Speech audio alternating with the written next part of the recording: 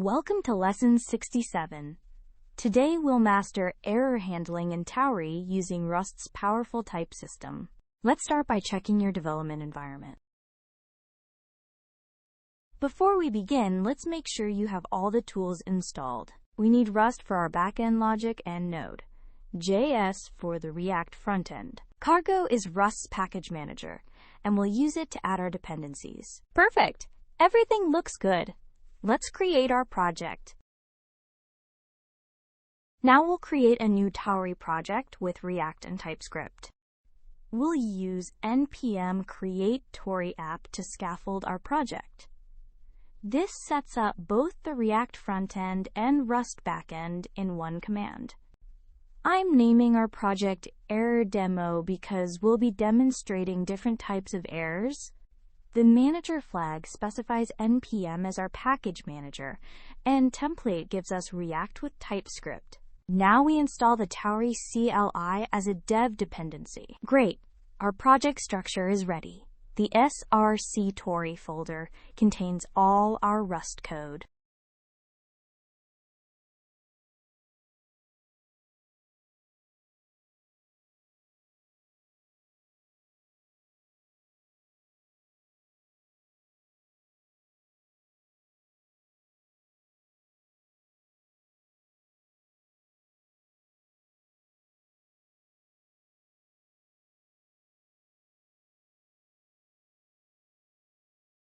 Time to add the thiserror and serde crates to our project. Now comes the interesting part. We need two important crates for our error handling. The thiserror crate is a game changer. It lets us define custom errors with derived macros instead of writing boilerplate code. Without this error, you'd have to manually implement the error and display traits. That's a lot of repetitive code. Serde with the derive feature allows us to serialize our errors to JSON, which is how we send them to the front end. Cargo is downloading and compiling everything. Let's wait for it to finish. Let's define our custom error types in Rust. This is where the magic happens. Let's open lib.rs and define our custom error types. First, we import Serialize from serde. This lets Tauri convert our errors into JSON for the front end. Next, we bring in error from thiserror. This is the derived macro that does all the heavy lifting. Now let's define our AppError enum. Each variant represents a different kind of error our app can encounter. The derived debug lets us print errors for debugging. Error generates the error trait implementation. And Serialize allows sending the error to JavaScript as JSON. The error attribute is powerful. Whatever string you put here becomes the error message users will see. ValidationError is for user input problems, like invalid emails or missing required fields. NotFoundError handles cases where we're looking for data that doesn't exist. And PermissionDenied is for access control. Only certain users can perform certain actions. Let's write our first Tauri command. This function validates email addresses. Notice the return type. Results with string for success and string for error. This is Tauri's pattern. We check three things. Is the email empty? Does it contain an @sign? Does it have a valid domain? Each check returns early with an appropriate error message if validation fails. If all checks pass, we return OK with a success message. The exclamation point shows enthusiasm. The find_user command simulates a database lookup. We only have 3 users in our fake database. Rust's match expression is perfect for this. It's like a switch statement, but more powerful. Any user ID not in our database returns a NotFoundError with a helpful message. Finally, delete_user demonstrates permission checking. Only administrators can delete users. The is_admin boolean determines access. Real apps might check a database or JWT token instead. We register all 3 commands with Tauri's invoke handler. Now the front end can call them.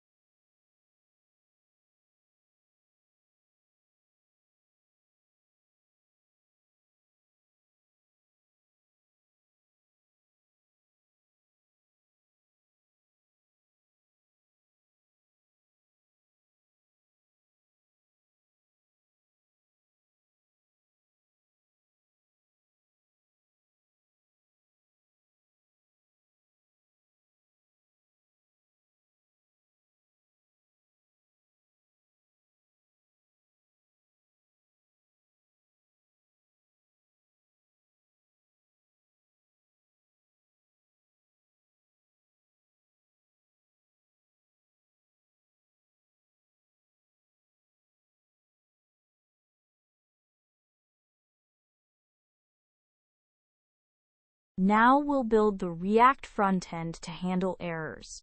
Now let's build the React frontend that calls our Rust commands. We import useState from React for managing component state and invoke from Tauri's API. We need state for our form inputs, email and user ID. And we track results and errors separately so we can show different colored feedback. The handle validate email function wraps our Tauri invoke in a try-catch block. This is crucial. Rust errors become JavaScript exceptions, so we need to catch them. On success, we set the result. On error, we capture the message for display. Handle find user is similar, but notice we parse the user ID to a number. JavaScript strings don't automatically become Rust U32, so we convert explicitly. The delete function passes both the user ID and whether the user is an admin. Now for the JSX. We create a clean interface with sections for each operation. Each section has an input field and action buttons. The admin checkbox is interesting. It lets us toggle permission for testing. For feedback, success messages appear in green with a check mark. Error messages appear in red with an X. This visual distinction helps users understand what happened. Let's save and see our complete front-end code.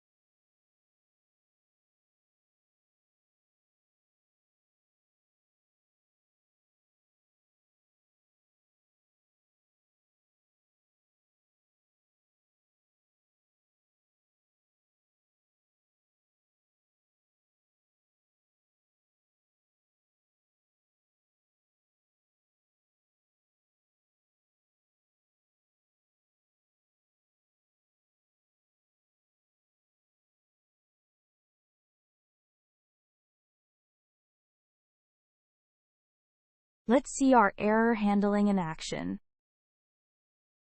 Here's our error handling demo running. Let's put it through its paces. First, I'll enter an invalid email without the @ sign and click Validate. See the red error box? That's our validation error being displayed. Now let's try a valid email. Notice how the green success message appears. For user lookup, let's search for user ID 5, which doesn't exist in our database. The NotFoundError message clearly explains what went wrong. User ID 2 is Bob, so that lookup succeeds. Without admin privileges, watch what happens when I tried to delete. Permission denied. Now, let me check the admin box and try again. Success! The delete went through because we're now an admin.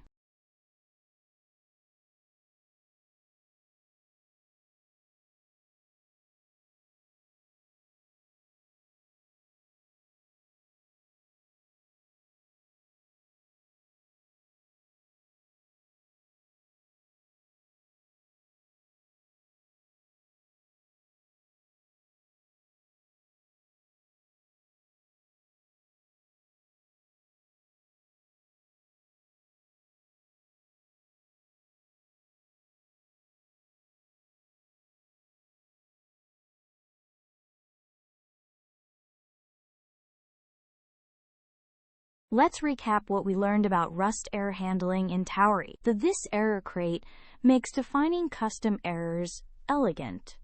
Just derive and annotate. Always return. Result from your commands.